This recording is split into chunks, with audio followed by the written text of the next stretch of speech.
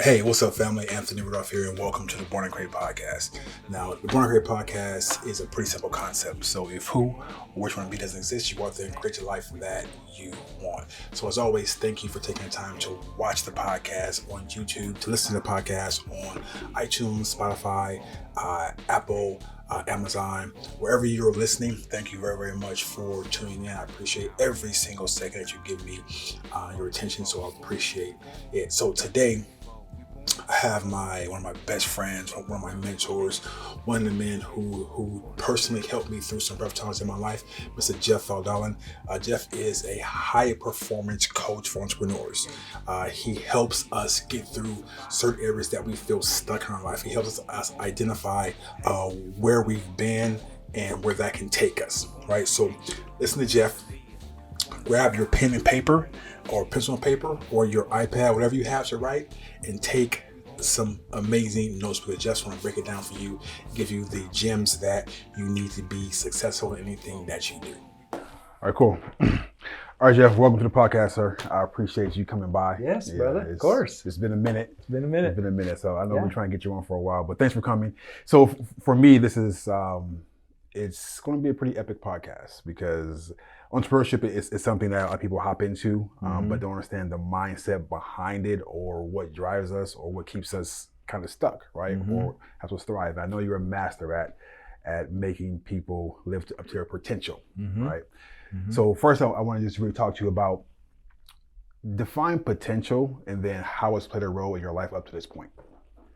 Wow, what a great question. And thank you. And I love it. Being an entrepreneur really gives you the opportunity to experience what that means, right? Yeah. So potential for me is nothing more than just the actualization of possibility. Okay. Like what's possible, right? And that's one of the things that's exciting about an entrepreneur, is figuring out how to solve things, how to overcome obstacles, how to step into your greatness, right? And so what I've done is, like, I use the acronym of potential is an acronym and understanding that the P stands for perspective, right? Like, how do you interpret this thing called life, right? And that in itself is a way for us to really understand what are we committed to when we start stepping out into the unknown, right? Because when people step out into the unknown, what most people don't realize is they access infant programs. Okay. So how was your environment as an infant supporting you when you step out into the unknown? You say infant. Like baby. Like a baby. Okay. Yeah. Like, so yeah, we're just going to get real here. 75% of what we know in our entire life was by the age of 5. Wow.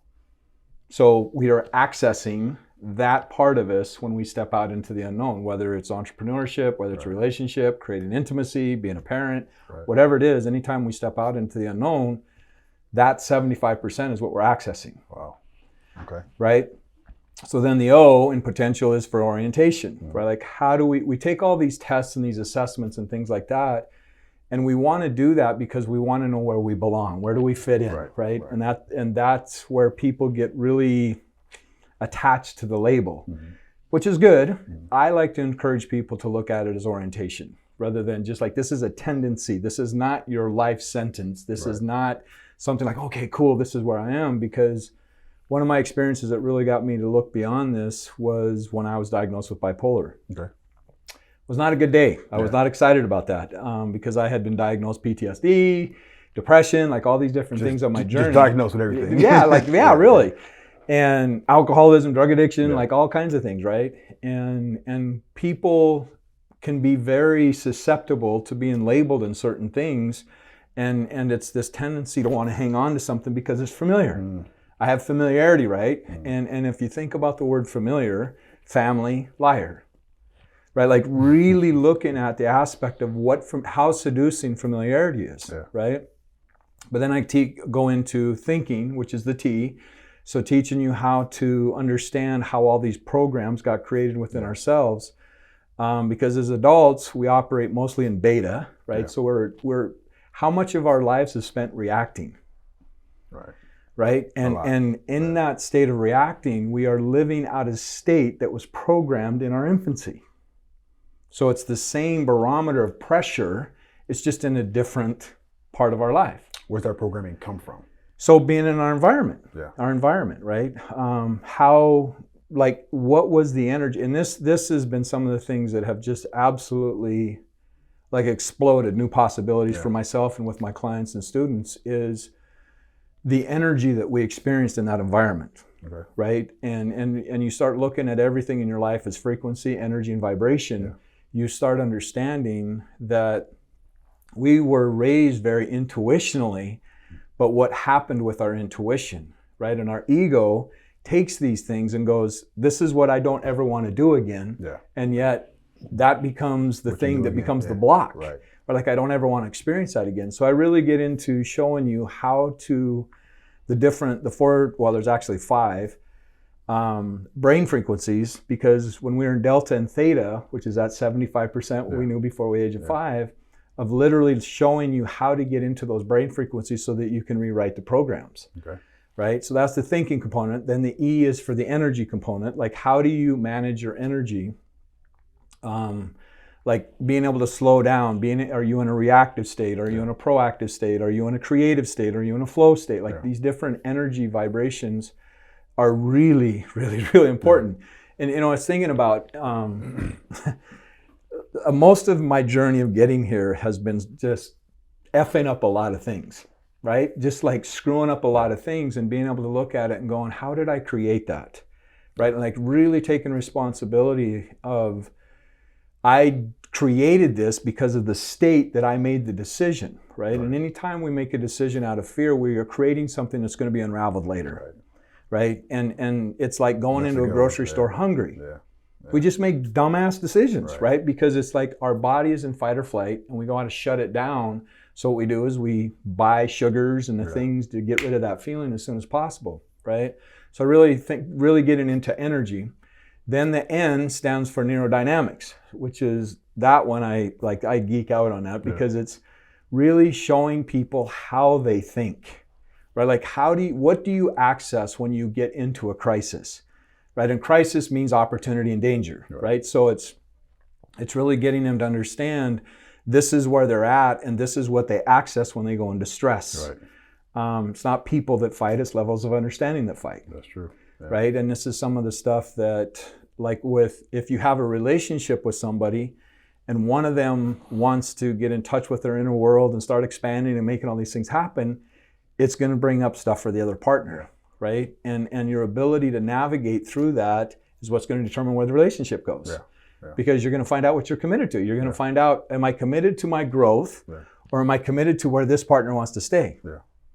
Right? Because our environment is stronger than our willpower in that case, and then we get to really find out, where am I committed? There's a scene in the movie Ollie that was profound. It was profound, where he was going to fight Foreman, I think, is who was he going to fight, and his wife said, you're going to lose. And he divorced her. I mean, it reflected where he's committed. Like, I don't want anybody in my life that's going to tell me, especially somebody that I love, going to tell me that I'm not able to achieve what it is I want to achieve. You know, and of course that brings up all kinds of things around people and what they think about divorce and marriage and all that stuff. But at the end of the day, it's looking at, what am I really committed to? What am I really committed to? And the more clear we can get on that, then we can understand what we've been committed to that has kept us playing small.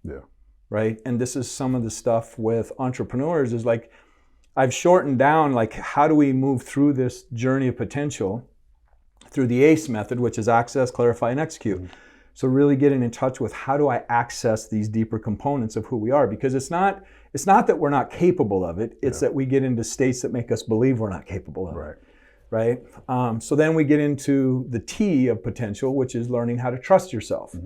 Right? Like, who can you trust if you don't trust your ability to distinguish if you can trust somebody, right? Which the other part of that is being able to trust however this unfolds. Like, I'm going to take full responsibility for whatever unfolds. Like, and so many people, so one of the things with entrepreneurs, and myself, with entrepreneurs that I really see come up is their decision-making strategy. It's so much based on them being so concerned on how it's going to land, which is based on their environment, right? Like, if they make a decision that doesn't turn out the way that they hoped it would turn out, what did they experience? And if it was a shit show, this impacts their ability to make decisions. right? And as an entrepreneur, you've got to make decisions sometimes just immediately. But if you're going, what if this is the wrong decision? You know, I mean, I encourage people to not look at things as right and wrong, but is it effective and is it efficient, right? And your ability to move through that. So that's where we at T. And then the I is integration, right? Like, how do you integrate everything that you've learned? And and a great way to look at this is to be able to go back and look at your journey that has got you here. How do you navigate through that? How do you narrate that? Like, how many things do you have in your life that you regret? Whatever you regret is your resistance, and that's an anchor that's holding you back from stepping into your greatness, right? So it's understanding that I made the decisions that I made at that point in my life with the information that I had at that point. Like, I almost ended my sister's life. And spent 15 years of learning how to move through that, right? And even up until, I mean, you were part of one of the experiences that we went through where I got in touch with another narrative of that, where the guilt and the shame that I had for what I did to my sister really didn't allow me to see some other things that was really, really important for my transition, right? My transformation. So it's really looking at, what is your relationship with your journey? Right? And it's our greatest asset is our journey. And really valuing that. And, you know, for a lot of people, they have these narratives of what it means to really value who we are, right? Like, they want, like, that's arrogant, that's egotistical, that, no. Celebrating your value is what humble means. Right? Like, nobody's lived this life that you have lived. Like, God doesn't live through anybody else like God lives through you. Right? It's funny you mentioned that, because I've actually been told, you know, you're arrogant, you're cocky, and in the past that would affect me, right? But now it's like, okay, you know what? Thank you. I've worked very, very hard to be the man I am today. So now it's like something that I celebrate.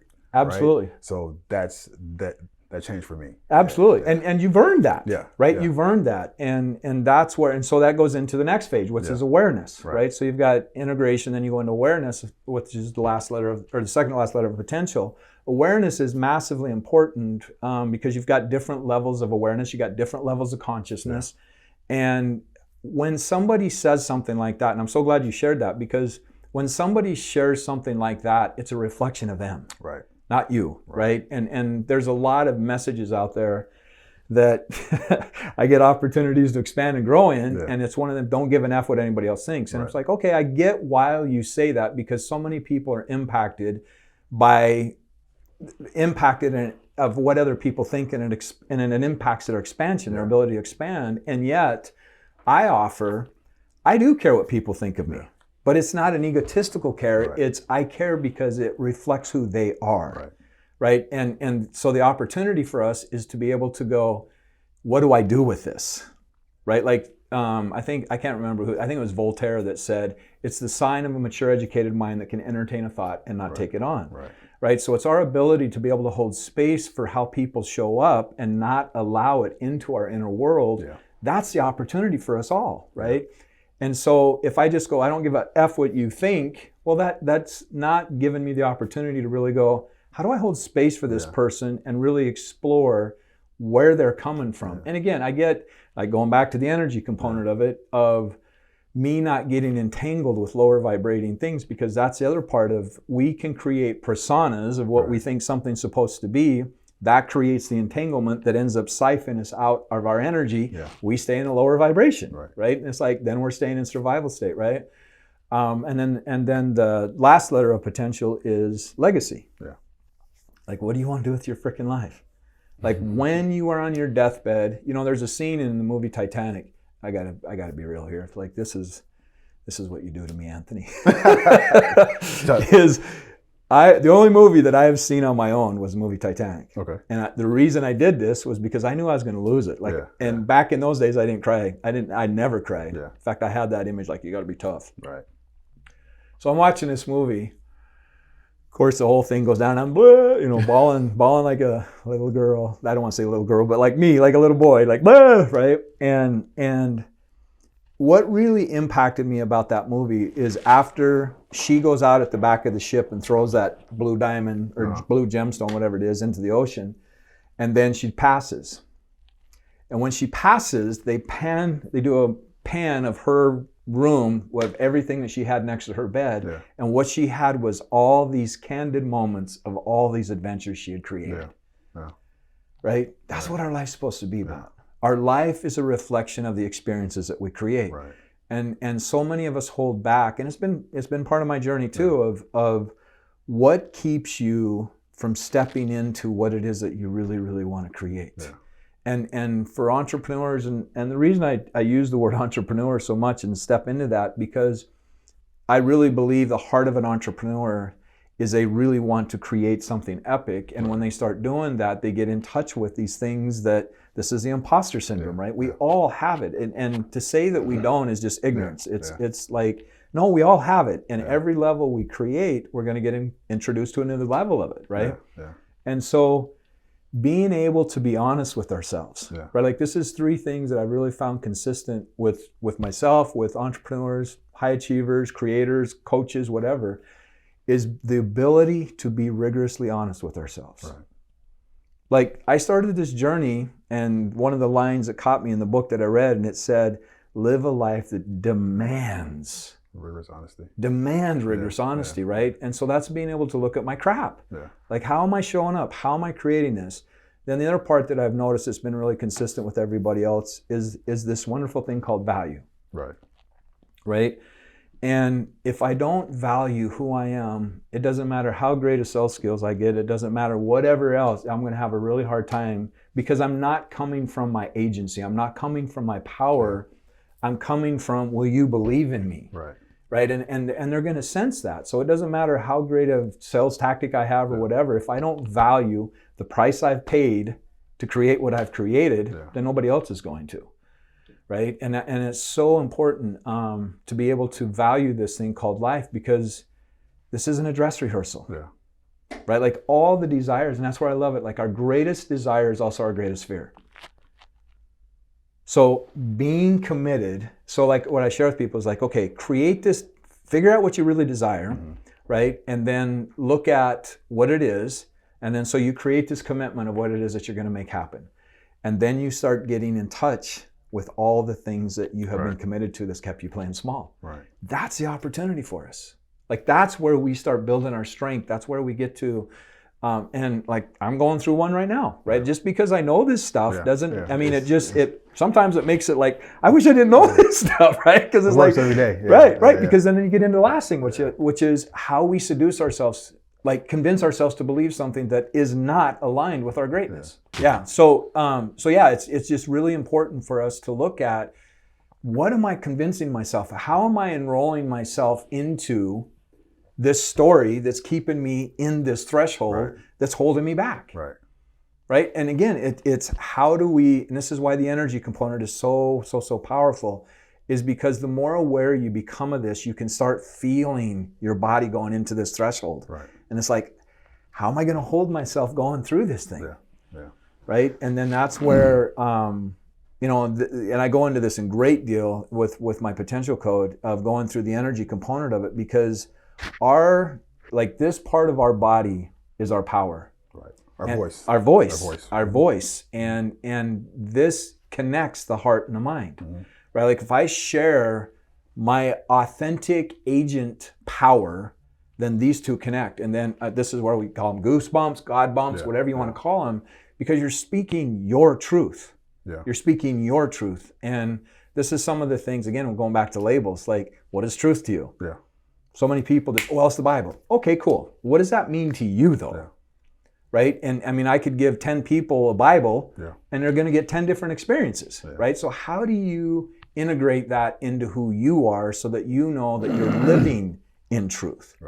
Right? And that's where, I get pretty jazzed about this stuff. I can tell. I can tell. Yeah, because it's just like, it's transforming people's lives. Well, that's what it's for, right? I mean, that's the calling of the work.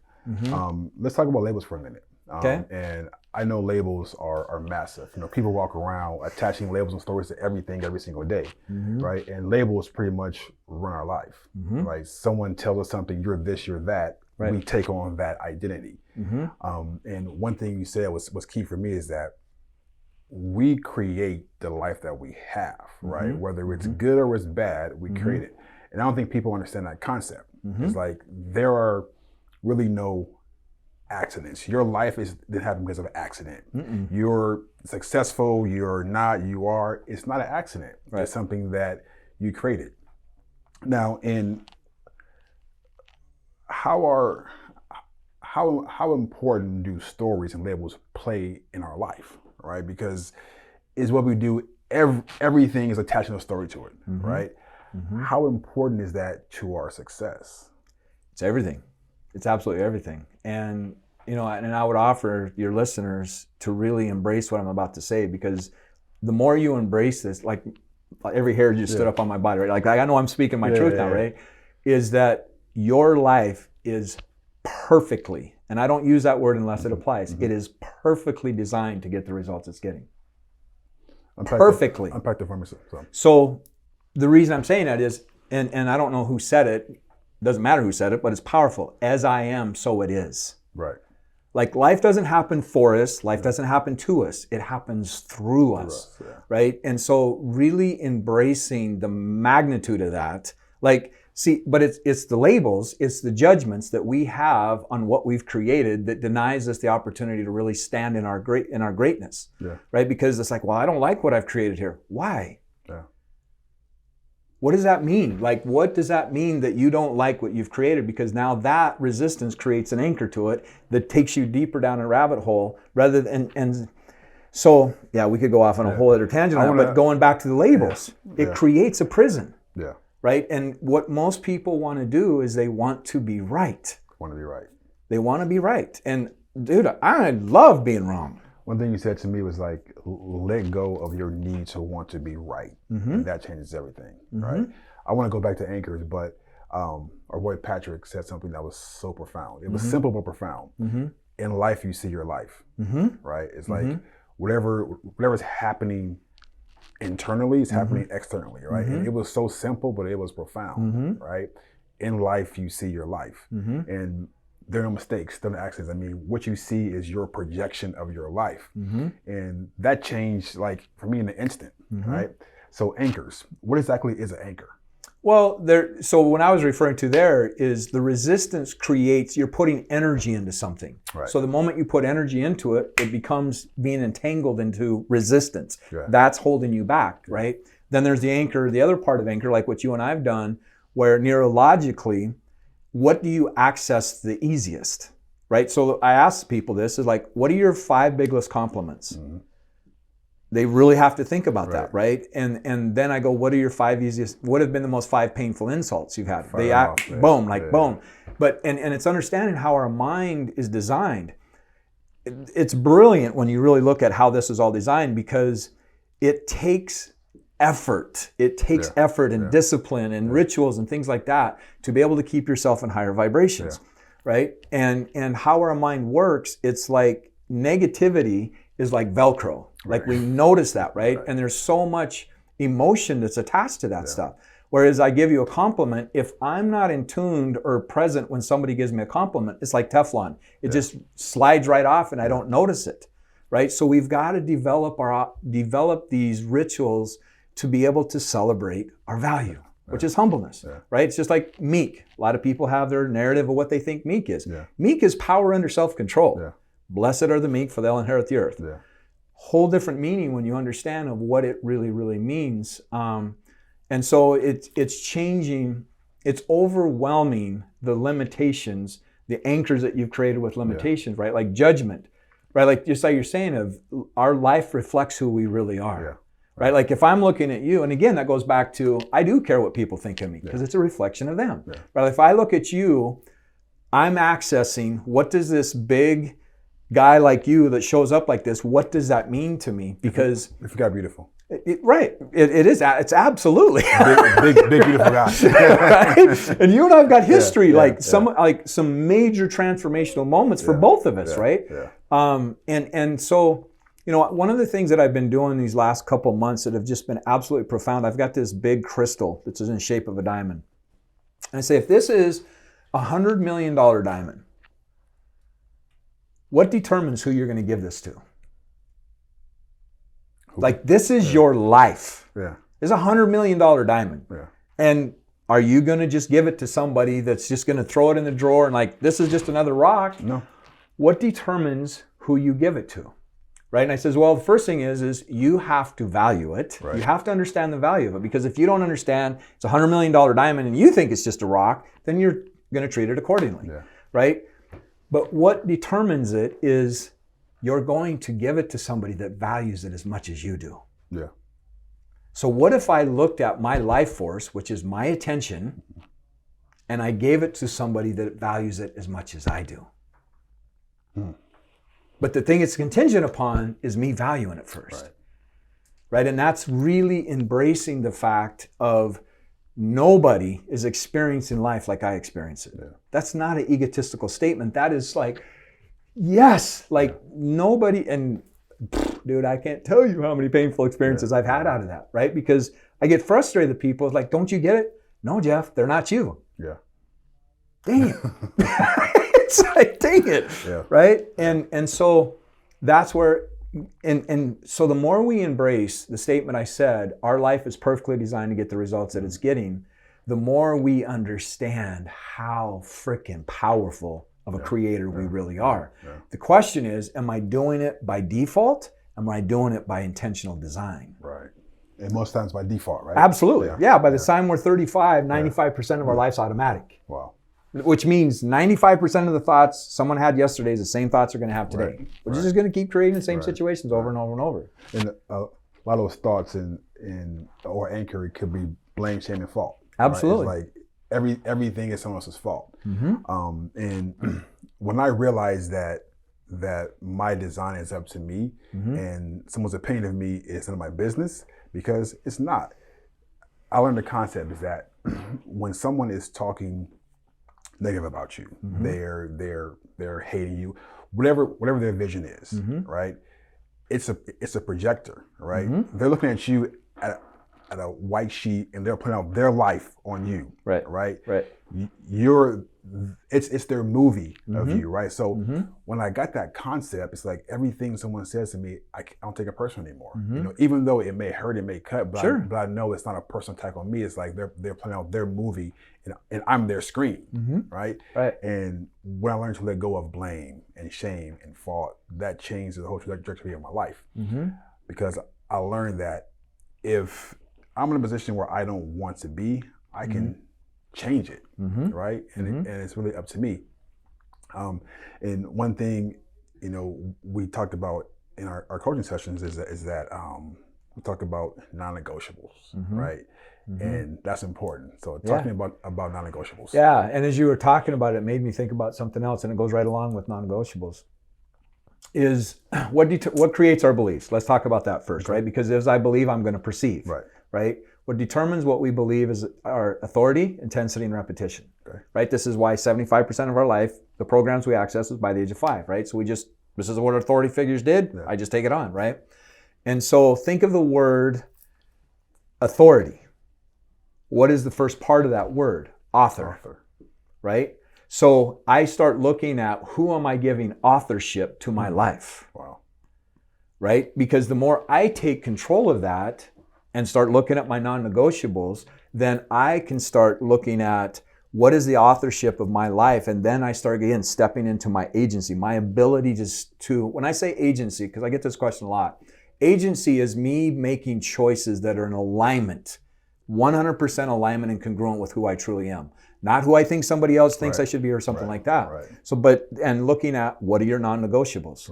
Because and I remember it, so funny you said that, because I remember looking at my fees when I first started out coaching full time, right? Oh my gosh, I was busting my tail coaching people that wouldn't take responsibility for their lives.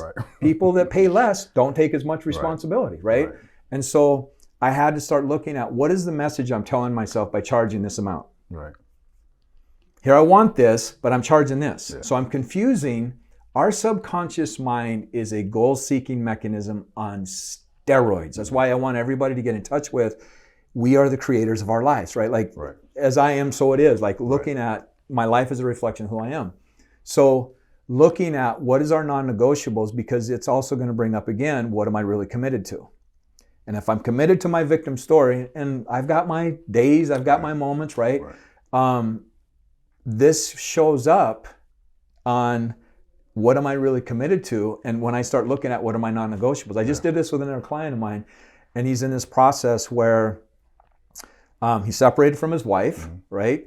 And then it just happens that he gets employed by this employer that has a female that's showing up just like his wife. So it's just like life is just going, and looking at what if your higher self is putting you into situations so that you get to learn a lesson that's going to prepare you for what it is that you want to really create.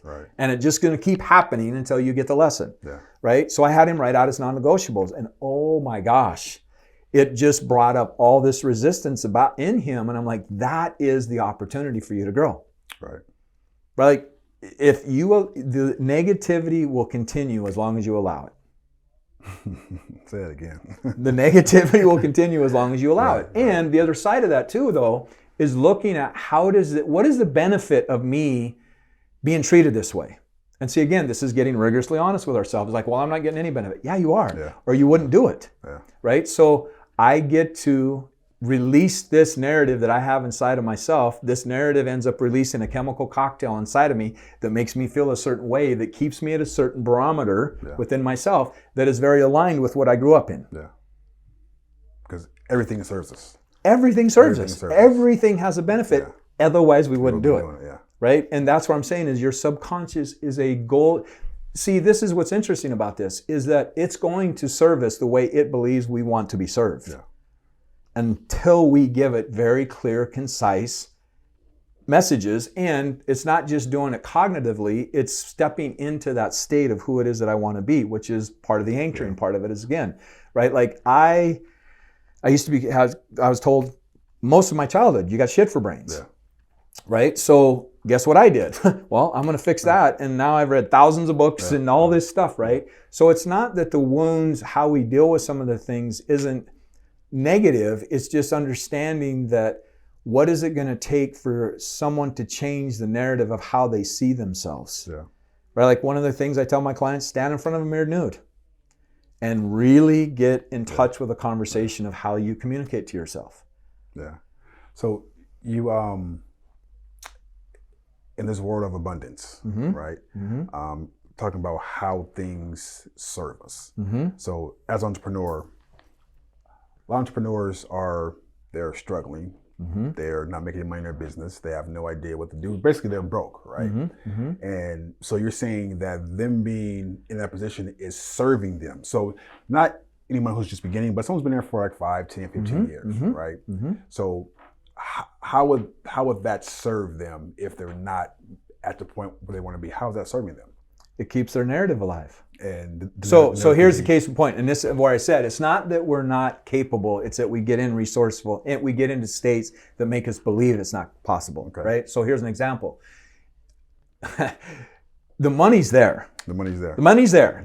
I mean, that's non-negotiable. That is not debatable. The money's there. You just got to find it, right? But there's all kinds of things that keep you, that you're committed to, that keep you from finding it. So here's what I say to somebody: I says, okay, cool. If I took your child, I put a gun to your child's head and said, you got to raise $50,000 by the end of this month or I'm pulling the trigger. And I'm doing this out of love. Like, I know, I see the potential in you. Why does that change? Because of what they value. See, the whole know your why stuff, that's kindergarten stuff. It's really, and it's powerful, it works, without a doubt. But it's really getting into what do you value, because every decision we make literally is value. We are clarifying what we really value. Right? And again, what do we value is what we are committed to. Right? And so this is one of our biggest fears is us being separated from our tribes. Like you look back in the old days, what did they do with somebody that was a criminal? They exiled them. They exiled them. Like that is the worst fear that it's been inbred in our psyche forever. Right? And so when we start stepping into expanding who we are, guess what we're going to come up against? All of the mythology that we have then developed from our tribe. That's going to create all kinds of thresholds. Like I have become the person that I thought my parents despised. I have become that person. oh, it must be nice, you're rich, you're blah, blah, all these things. Like, listen to how they talked about their employers. Right. This is all stuff that is unconscious that we don't even see. There's unconscious, which is where we come from, right? Like, this is all the programming that we have. Then there's our subconscious, which is where all the programming took place inside of us, because the unconscious is what my parents brought to the stage when I showed up, right? And there's all kinds of data that supports this. It's not so much genetically, it's epigenetically, right. which is the environment, the nurturing aspect of who we are. So explain genetics and epigenetics. I think that's very, very important that people know exactly what the difference Yeah, absolutely. is. So a lot of people back, it wasn't that long ago, few decades ago, where they thought that who I am is genetics. Like, right. I am programmed genetically to be the person I am. Like, so I'm born to be like this way. Right. Like, I look very similar to my dad, right? So because of that, there's components that I'm not ever going to be able to change. Yeah. But what they're understanding, epigenetics understands that it's more about the environment. Right. Again, the vibration, the frequency, and really understanding. So I'll give an example. I would put my dad up against anybody when it comes to driving a semi. Mm-hmm. Like, my dad is phenomenal, right? And because of that, I love driving myself. Right. Which is why I enjoyed my trip. But there was an experience that I had with him, and as I'm learning all this stuff and integrating and doing what it's doing, we were down in Arizona, and I hadn't seen him for a long time, and he was getting in the car to go to the airport. The GPS didn't work, and I watched my dad go into a full-blown panic attack, and I'm like, what the heck is going on here? And then I went right inside and going, okay, if this is a reflection of me, what's going on here? Well, when I go into metropolis areas, it's not so much anymore, because this hit me when it really landed for me. When I get into an area that I'm not familiar with, I start feeling this anxiousness, like, what's going on here? Yeah. And then here I am watching my dad go into a full-blown panic attack. I'm like, this is the guy that, like, I would put up against anybody driving. This isn't making sense to me. So I grab his GPS, plug it in, blah, blah, blah, got it, put it, and drove away. And then it hit me.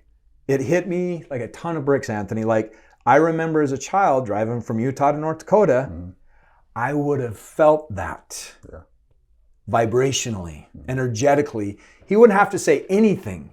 I would have just felt him being anxious when he was losing it, because back in the day it was just maps, right? That energy and vibration imprinted into me. And that's the epigenetics. That's the epigenetics, exactly. Okay. And so these are the things, like, when we're having these moments like, I don't want to feel this, it's an opportunity. Yeah. Where did this come from? Where did this come from? And see, what ends up stopping us, this is another one of the biggest thresholds that I see with people, is their narrative they have about their parents. Yeah. Because as a child, we figured out something where this is where I'm supposed to get my entity, and this is where I'm supposed to get my nurturing. And so I create this sacred paradigm around these people, and yet we never look at how did it impact me. Right. Because if I look at this, that means I'm going to be separated from my tribe. Right. Right? And so this is really where, and for men, this is going to rub some people, but this is why we're here. For men, one of the biggest wounds that a man has is the relationship they have with their mom. Right. That goes deep. Yeah. And so, because they end up becoming a man thinking, I got to protect my mom, but not understanding that there's situations that happen where, and men have created this, right? Like, this is not about pointing fingers at anything. It's understanding, like, you and I right now, let's imagine I'm red and you're blue. Right now, we have created an experience of purple. Right? So we are both contributing to the creation of what we're doing here together. Right. Same thing with relationships, right? So it's one person's fault or another person's fault. It's understanding, how did we create this? Right? And so women are wounded by the man leaving, right? And then what happens is that woman ends up telling the child, the son, all the things that this guy did. Right. This son ends up going, oh my gosh, I can't ever disappoint a woman, because if I do, I'm gonna experience what my mom's experiencing, and I don't ever want to hurt my mom, right? You see, like, this is the thing that amazes me as I've done this over the years of, like, look at UFC fighters. Yeah. Who is the number one person they think when they just killed somebody? Mom, this one's for you. Right. Right? But see, it's men looking for their identity. It's looking for, tell me I'm a man. Yeah. Tell me I'm a man. But see, what they're accessing is stuff that's just like this client I just told you about. His mom, oh man. And see, this is the opportunity. This is the opportunity for him. And it's just like, well, I've told you about the dark witch that lived with me, right? Like if you would have told me 2 years prior to that experience happening to me, I would have passed the most powered up polygraph test ever that I dealt with all my mom stuff. Yeah. Well, we are electromagnetic beings. We attract into our lives what we need to learn in order to expand us. So I ended up attracting this dark witch into my house. And mama mia, like 2 years. But going through this is where I really understood there's forgiveness, which is about understanding, like really understanding that this wasn't personal, right? And then the letting go part of it, which I call this my flip method. So you forgive, which is understanding about how humans show up and the programming, blah, blah, blah. And then you go into letting go. The letting go is letting go of the emotional aspect of it. So now it integrates into wisdom. Then you go into power. The way you reclaim your power is where the true healing takes place. Right. Because reclaiming the power, I couldn't step into that part of it because the wound was stronger than me recognizing my power. Yeah. So once I moved through that, and me having her leave the house was massive, but it wasn't her. It was this little boy that experienced what I experienced with my mom. Right. Right. So this is all part of what goes into entrepreneurship. Yeah. Yeah. And the shit goes deep. Way deep. It goes deep. I mean, Yeah. you know, even going through my crap and knowing that certain business deals happened or didn't happen because of my fear of abandonment. You know, way back in the day, my dad left, right? And it all comes to a point where while everything that you do affects you, I mean, it's not just in your personal life, your marriage, husband and wife, it's also in business, also in kids, you know, when you're a father or a mother. Everything affects you. Absolutely. Right? And the key is to figure out what that wound is and then how to deal with it. So at what point how do we learn how to find out what our wound is, and then how do we begin to actually, I don't want to say fix it, but, you know, navigate and manage it, right? Because is it ever fixed? That's the question. Is it ever fixed? Right. You know? Right. Is it? You know? Right. Great question. So I'm watching this movie, okay? And this movie was just like, as you're watching this movie, you can just feel what this character is going through. It's like intense. So what the movie is about is this kid, talented runner, right? Had major attitude, and it's ended up showing what kind of lifestyle he had, and blah blah blah. And it's like, oh, no wonder. It's like, hello, that was me as a child. But there was this coach that stood outside the fence, watching this kid how he showed up. And then one day the track coach said, "Get out of here! I'm not dealing with you anymore." Well, this guy that stood outside the fence was an old drunk, washed up coach, and he goes and seeks out this kid and he says, "I'm going to teach you how to run the 4-minute mile, but you're going to have to agree to do everything I do." Okay? The kid says, "Okay, cool." So he starts running him through this regiment, and it's like, oh my gosh, wow, this is like Navy SEAL training level of what he takes him through. So then he breaks up the mile into quadrants. Kid's running, first quadrant, face plants, just collapses, hits the asphalt, and he's screaming. He's like, I'm in pain, and I'm in pain. And that coach comes up to said something to him that was just like, that's it right there. That's it right there. Like, this is the magic. He said, it's fear of the pain that's stopping you. Right. So to answer your question, does it ever heal? Okay, depends on what that means to you, right? Like, because if I get to a certain level and go, yep, okay, I achieved it, this is it. Because if we're not growing, we're dying. Right? So we are always going to be put into situations that are going to expand us. Our higher self has a much different investment into us than our lower self. Right? And so the other part of this is we look outside of ourselves when we are suffering inside. When we're suffering inside, we want something outside to grab and hang on to, right? Like me being a successful entrepreneur, I'm going to find it. This is going to make me happen. And guys have driven themselves insane to make that happen. I'm going to be the world's greatest basketball player, whatever it is, right? But inside, they're suffering. And until they get in touch with, because I've coached people like collegiate athletes, their body broke down because their inner world was creating so much friction that their body couldn't do it anymore. It started shutting down, right?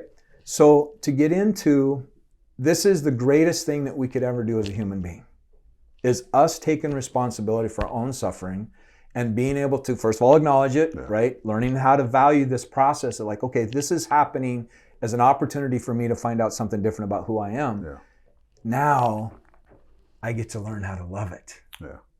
See, and this is the anchor point that we talked about earlier. I don't want to be experiencing this. This should be something different than what it is. Yeah. And what we're doing, we are the perpetrator now of what caused the wound, which is we were victimized as a child. Yeah. And now we have become the person that created the wound. We don't want that part of us, which is the abandonment, which is being separated from our tribe. Right. So the more in touch I get with that and understand the narrative I'm playing around this part of me that's going, man, I don't like this part of me. Yeah. That's the reason why it's not healing. It's the opportunity for you to love that part. Like, and I know you've experienced this with me, is one of the things that I do is integrating the child. Yeah. Like profound breakthroughs for people, because the more we accept that part of us and value it, again, that's the $100 million diamond.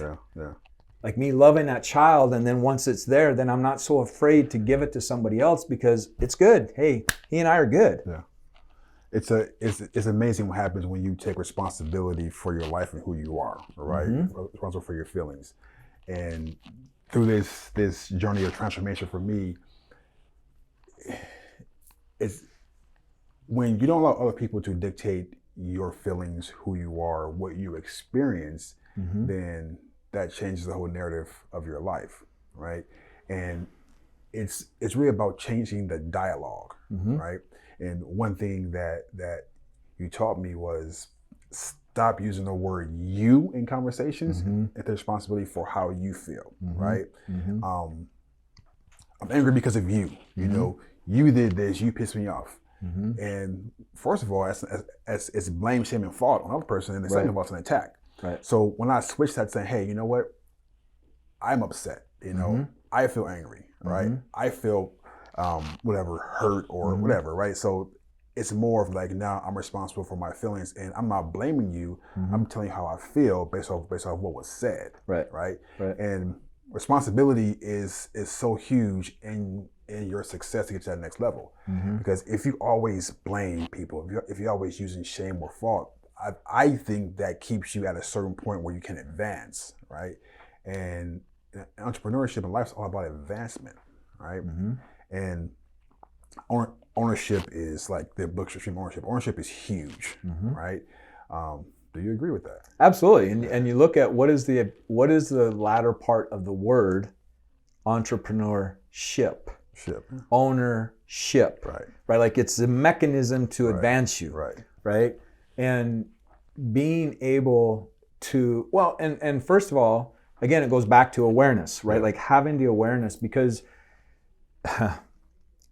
like what is one of the most expensive things in entrepreneurship? Like what is the most important thing, expensive things in entrepreneurship? And most people aren't even aware of what it is. There's actually two things, right? But most people aren't even aware. So if you're not even aware, then you don't understand the cost of what it's created in your life. Right? The number one thing in entrepreneurship is not knowing. Not knowing your inner game, not knowing who I am that's creating all this, and knowing how to navigate what's going on inside of me. So is it not knowing your craft or not knowing yourself? Not knowing yourself. Yeah, not knowing yourself. And see, I mean, you see all these people, like they have intense, I'm talking about me and doing this, like they have such intensity of wanting to create something and wanting to make a difference in the world. And you look at just the service industry, like pastors, nurses, like psychologists, like looking at, is this a healthy person? Right? And so many people give and give and give and give and give and give, but they're giving to get. Right? And so if I'm not in touch with where is that fine line between autonomy and oneness, then what I'm going to do is I'm going to invest more into oneness, being a part of somebody, but not recognizing I'm being siphoned out. I'm giving you my energy, which is creating a thief. Like Jan Van Zant said this saying, and I was like, oh my gosh, that's epic. If you give out of a deficit, you cause the other person to be a thief. Wow.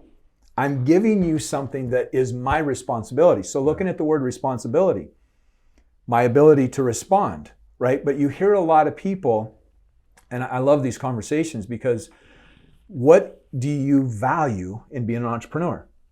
Like just asking that question, right? Or what do you value? Why are you working at the job that you're working at? Right? And a lot of people, well, money's not important to me. Okay, let's have this conversation. Right. Because you're telling me that money's not important to you, but yet you're working at a job you can't stand. Right. For money. For money, Yeah. right? Like think about what you're saying, right? Well, I got the benefits. Okay, it's an interesting word that they use, a label, to identify insurance and all that. It's a benefit. Yeah. Really? What are those benefits costing you? What are they costing you? Yeah. Right? And understanding that responsibility. So what is the ultimate security? What is the ultimate security? Like really getting people to think about that.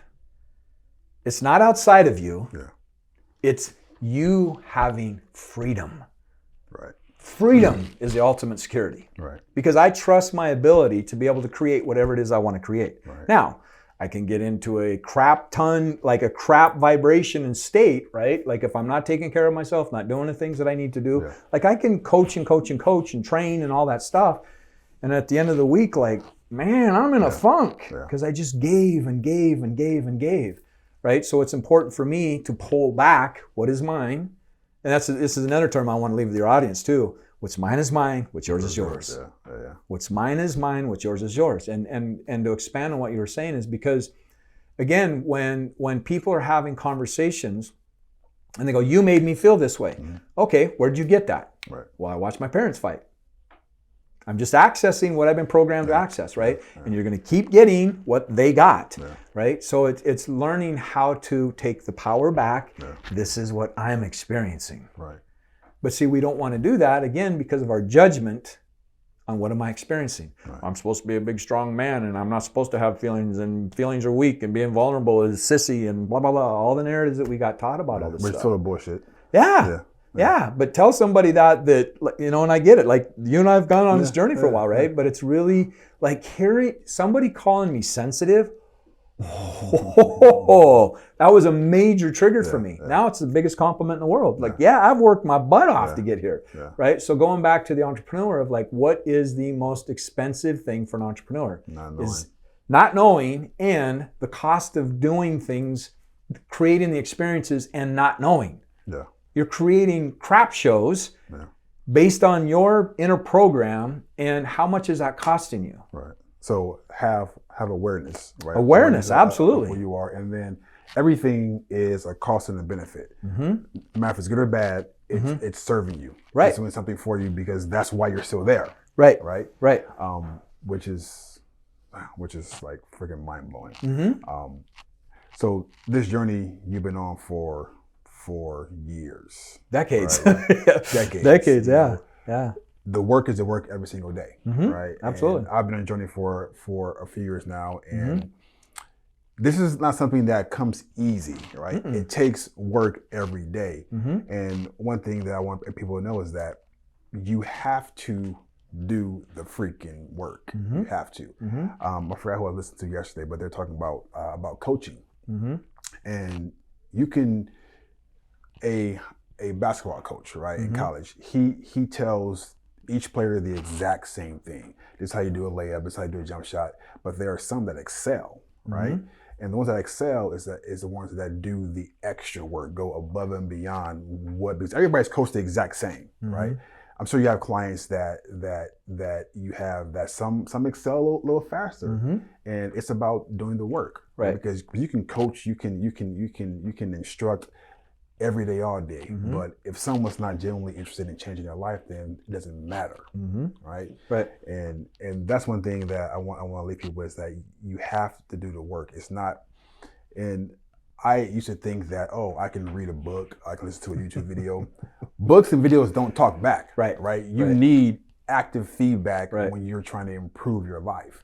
And people who think that they can just grow, you can grow a little bit from a book or video, but if you want to grow exceptionally, you have to have somebody that can talk back, right? And that's where you come in as a coach. So let's talk about your coaching Mm-hmm. and how you, because I can personally attest to how it's changed my life. Mm-hmm. When did you start coaching, and how has that changed your career so far? like I've been doing it over 3 decades, Okay. right? Actually coaching. Yeah. Okay.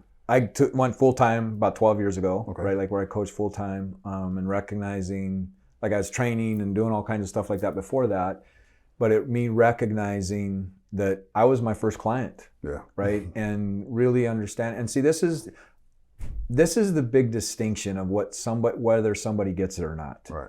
Is how much value they put onto it. Like I started on this journey because my fucking life depended on it. Like this wasn't romper room and playtime. This was, I had to really get honest about who I really was, because the way I was, I almost ended my sister's life. Right. I almost ended my life. Like when you get in touch with what your consequences are, what is the effect of me being the cause, and really look at, I can take someone's life. Yeah. Right, like a lot of people, like I promise you, I have the full capability of taking someone's life. Yeah. I've done it, Yeah. right? And we get in touch with it at that level and go, I either change this, or not only am I dead, which back then it wasn't the big deal, someone else is going to die, right? And how I show up in this world is also impacting other people's lives, right? So going back to like what you were saying, so in the last 12 years, really like learning how to be a hypnotherapist and really doing the deep unconscious work and reprogramming and stuff like that, and figuring out how do I get people aligned with their true self, right? Because again, our ego does not like letting go of stuff, right? And so being able to get people to recognize what is standing in the way, get that out of the way, and then out of that they're able to see what is underneath. And it could just be a conversation, just like this, having a conversation with this.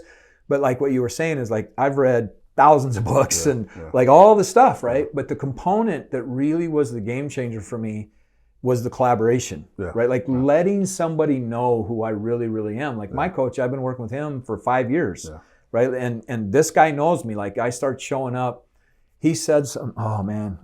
And it's just been interesting in these last 3 months, I've had some of the most powerful coaching sessions with him. And it took everything prior to that to get me to that place, right? And so and when you're talking about, it takes work. It takes, because like if you stop going to the gym, guess what? Your muscles are going to go atrophy, right? Just like anything else is, and see, that's where the opportunity is at. And getting people to see, where are you putting your life force? So for me, what profit is, we all talk about this thing called profit. Profit is, how do you manage your energy? Like in all areas of your life, right? And so are you stressing out, like what are you financing to sustain the quality of life that you have?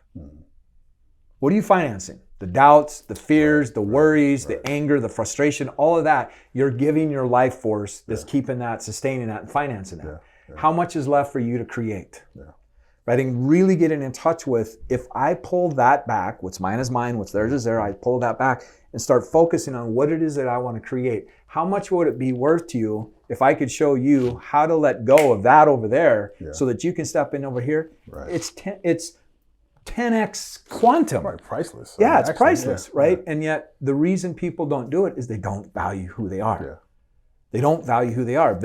It's the sham, society's hypnotic altered matrix, right? Of where I got to go to a doctor if I'm okay, I got to go see a therapist. Okay, all part of my journey. There's no value judgment in saying any of that, but it's understanding like you valuing who you are to the point of investing into it to expanding beyond who you are. Coaching, like I am not cheap, but I don't want to work with people that are cheap about success. Right. And I think that comes to also to value yourself. I mean, how much are you willing to invest in yourself, right? Right. And there are a lot of limiting beliefs out there that keep people like paralyzed, right? So this is a lot, right? And it's a lot, and a lot of people just want to know like where to start, right? What's things I can do today to actually get the ball rolling? So give us 3 action steps, right, that we can take today, just like to get understanding of where we are, why we're stuck, and where to go. Just three quick action steps. Cool. Yeah. Awesome. So the first thing is just get honest with yourself. Yeah. Right. Like really look at what is it that's standing in your way. Yeah. Right. Like just look at it, lay it out. Anxiety, fear, doubts, money. Like just lay it out. Right. Like get it all there, and then ask yourself at the end of it, how is this serving me? Right. And what is the narrative that I'm keeping alive because I'm using all of this to hold me back? Right. Right? Because we've all been like, you got shit for brains. You're never going to amount to anything. Why are you such a worthless piece of garbage? Like all these narratives that we were taught or exposed to or took on as a child, this is what playing small serves us. Yeah. Right? So looking at how do I do all this stuff? Right? Like what is standing in my way and really, really getting honest about that. Second thing is looking at what am I really committed to? Right.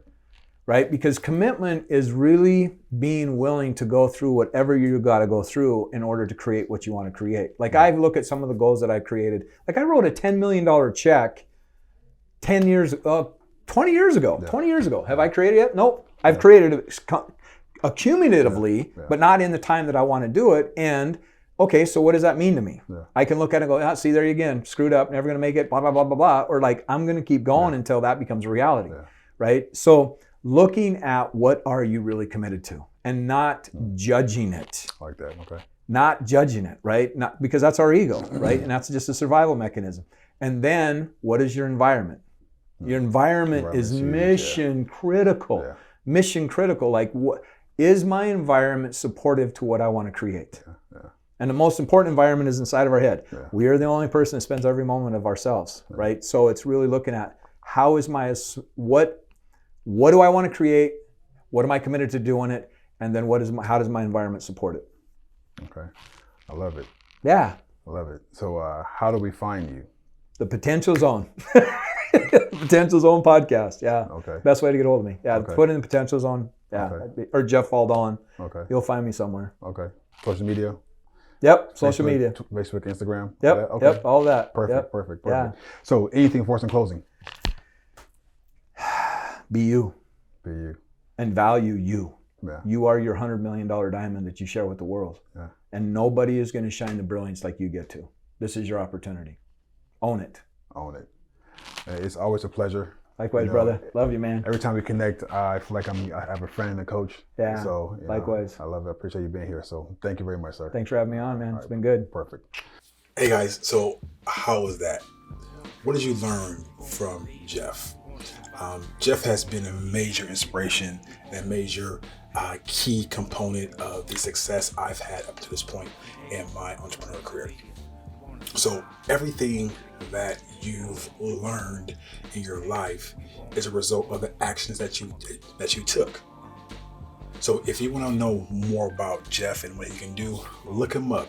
Jeff Faldalen, Coach Jeff on Instagram, and continue to push forward, continue to evaluate your life, continue to seek help and know where you are, because if you know where you are, you know where you want to go. All right, guys, we'll see you on the next episode of Born to Create. Talk to you guys soon.